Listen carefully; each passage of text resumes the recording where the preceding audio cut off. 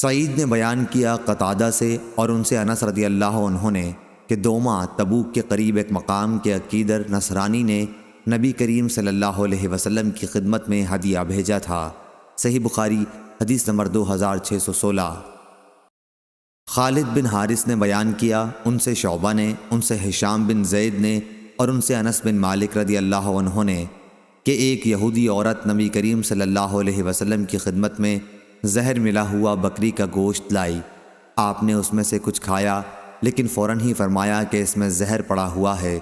پھر جب اسے لایا گیا اور اس نے زہر ڈالنے کا اقرار بھی کر لیا تو کہا گیا کہ کیوں نہ اسے قتل کر دیا جائے، لیکن آپ نے فرمایا کہ نہیں، اس زہر کا اثر میں نے ہمیشہ نبی کریم صلی اللہ علیہ وسلم کے تعلق میں محسوس کیا۔ صحیح بخاری حدیث نمبر 2617۔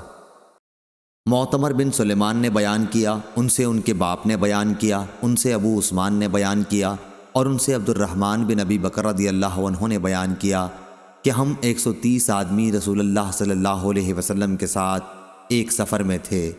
آپ نے دریافت فرمایا کیا کسی کے ساتھ کھانے کی بھی کوئی چیز ہے؟ ایک صحابی کے ساتھ تقریباً 1 صاع کھانا آٹا تھا۔ وہ آٹا گوندھا گیا۔ پھر ایک لمبا تڑنگا مشرک پریشان بال بکریاں ہانکتا ہوا آیا تو نبی اکرم صلی اللہ علیہ وسلم نے دریافت فرمایا یہ بیچنے کے لیے ہیں یا کسی کا عطیہ ہے، یا آپ نے عطیے کے بجائے حبا فرمایا؟ اس نے کہا کہ نہیں، بیچنے کے لیے ہیں۔ آپ نے اس سے ایک بکری خریدی، پھر ذبح کی گئی۔ پھر نبی کریم صلی اللہ علیہ وسلم نے اس کی کلیجی بھوننے کے لیے کہا۔ قسم خدا کی 130 اصحاب میں سے ہر ایک کو اس کلیجی میں سے کاٹ کے دیا جو موجود تھے۔ انہیں تو آپ نے فوراً ہی دے دیا، اور جو اس وقت موجود نہیں تھے ان کا حصہ محفوظ رکھ لیا۔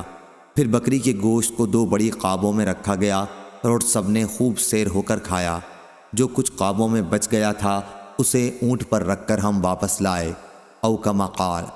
صحیح بخاری حدیث نمبر 2618۔ عبداللہ بن دینار نے بیان کیا اور ان سے عبداللہ بن عمر رضی اللہ عنہ نے کہ عمر رضی اللہ عنہ نے دیکھا کہ ایک شخص کے یہاں ایک ریشمی حلہ جوڑا بک رہا ہے، تو آپ نے نبی کریم صلی اللہ علیہ وسلم سے کہا کہ آپ یہ جوڑا خرید لیجئے تاکہ جمعہ کے دن اور جب کوئی وفد آئے تو آپ اسے پہنا کریں۔ آپ نے فرمایا کہ اسے تو وہ لوگ پہنتے ہیں جن کا آخرت میں کوئی حصہ نہیں ہوتا۔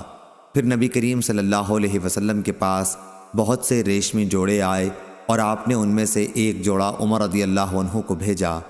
عمر رضی اللہ عنہ نے کہا کہ میں اسے کس طرح پہن سکتا ہوں جبکہ آپ خود ہی اس کے متعلق جو کچھ ارشاد فرمانا تھا فرما چکے ہیں۔ آپ نے فرمایا کہ میں نے تمہیں پہننے کے لیے نہیں دیا بلکہ اس لیے دیا کہ تم اسے بیچ دو یا کسی غیر مسلم کو پہنا دو۔ چنانچہ عمر رضی اللہ عنہ نے اسے مکے میں اپنے ایک بھائی کے گھر بھیج دیا جو ابھی اسلام نہیں لایا تھا۔ صحیح بخاری حدیث نمبر 2619۔ عبید بن اسماعیل نے بیان کیا، کہا ہم سے ابو اسامہ نے بیان کیا ہشام سے، ان سے ان کے باپ نے اور ان سے اسماء بنت ابی بکر رضی اللہ عنہا نے بیان کیا کہ رسول اللہ صلی اللہ علیہ وسلم کے زمانے میں میری والدہ قتیلہ بنت عبد العزیٰ جو کہ مشرکہ تھیں میرے یہاں آئیں۔ میں نے آپ سے پوچھا، میں نے یہ بھی کہا کہ وہ مجھ سے ملاقات کی بہت خواہش مند ہیں، تو کیا میں اپنی والدہ کے ساتھ صلہ رحمی کر سکتی ہوں؟ حضرت صلی اللہ علیہ وسلم نے فرمایا کہ ہاں، اپنی والدہ کے ساتھ صلہ رحمی کر۔ صحیح بخاری حدیث نمبر 2620۔